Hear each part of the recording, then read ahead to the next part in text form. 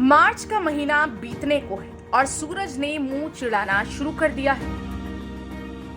गर्मी का आलम यहां तक हो गया है कि अभी से लोगों का घर से निकलना मुश्किल हो रहा है। घरों में लोगों ने अपने पंखे कूलर चलाने शुरू कर दिए हैं। साथ ही आगामी अप्रैल माह के पहले सप्ताह से ही त्योहार शुरू हो रहे हैं। साथ ही गर्मी का पारा भी चढ़ रहा है। अब ऐसे में लोगों को निर्बाध रूप से बिजली मिल सके, इसके लिए बिजली विभाग ने भी अपना प्लान बना लिया है, जिससे उम्मीद की है कि आगामी त्योहारों और बढ़ती गर्मी के इस माह में लोगों को भरपूर बिजली मिल सकेगी। साथ ही स्मार्ट सिटी प्रोजेक्ट के तहत बिजली विभाग को मिले 40 करोड़ रुपए से भी उपभोक्ताओं को बेहतर व्यवस्था उपलब्ध कराई जाएगी। इस पर भी मंथन शुरू हो गया है। बिजली विभाग ने उपभोक्ताओं को बेहतर सुविधा मिले, इसके लिए अधिकारियों से लेकर संविदा कर्मियों तक की जिम्मेदारी तय कर दी है,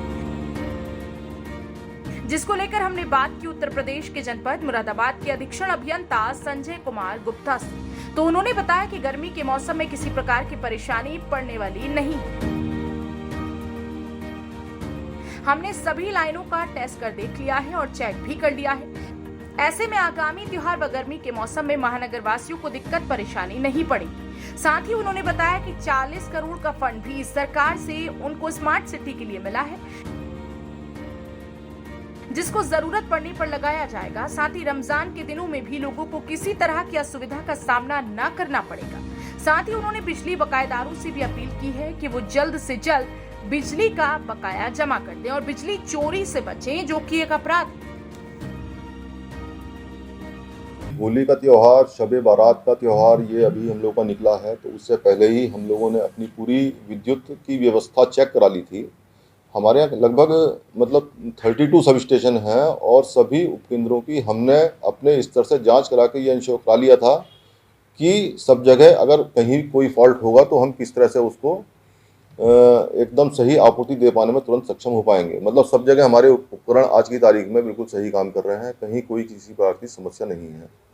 जितना हमारी 33 केवी की लाइन्स हैं, 11 केवी की लाइन्स हैं, वो इंफ्रा हमारा गर्मी में जो लोड बढ़ेगा उसकी पूरी कैपेसिटी को ले पाने में पूरी रूप से सक्षम है। वो किसी तरह की कोई दिक्कत आने वाली नहीं है।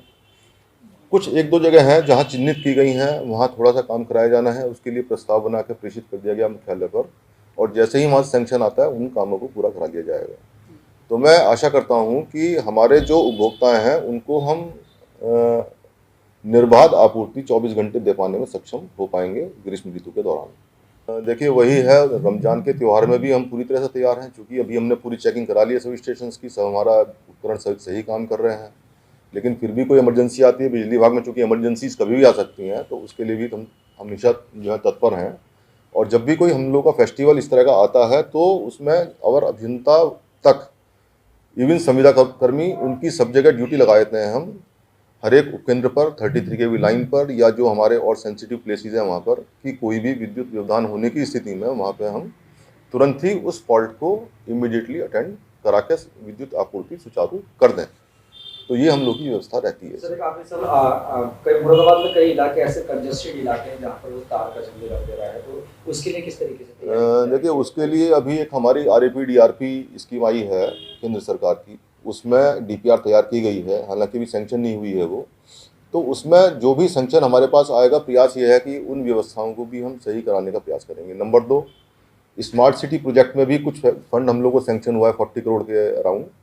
तो उस 40 करोड़ में हम क्या करा पाते हैं, उसकी भी एक DPR के लिए कंसल्टेंट का टेंडर निकला हुआ है, उसमें भी हम लोग काम कराएंगे। जहाँ जो भी कमियां हैं इस तरह की, वहाँ उनको दूर कराने का पूरा प्रयास किया जाएगा। मुरादाबाद में कुछ बकायेदार हैं, उनसे क्या अपील करना चाहेंगे? मुरादाबाद में बकायेदारों की मैं बात करूं तो हमारे यहाँ अभी फरवरी एंडिंग में 14.77 करोड़ रुपया बकाया था बकायेदारों को। मुरादाबाद से पीयूष शर्मा की रिपोर्ट, एक्सप्रेस न्यूज, अमरोहा।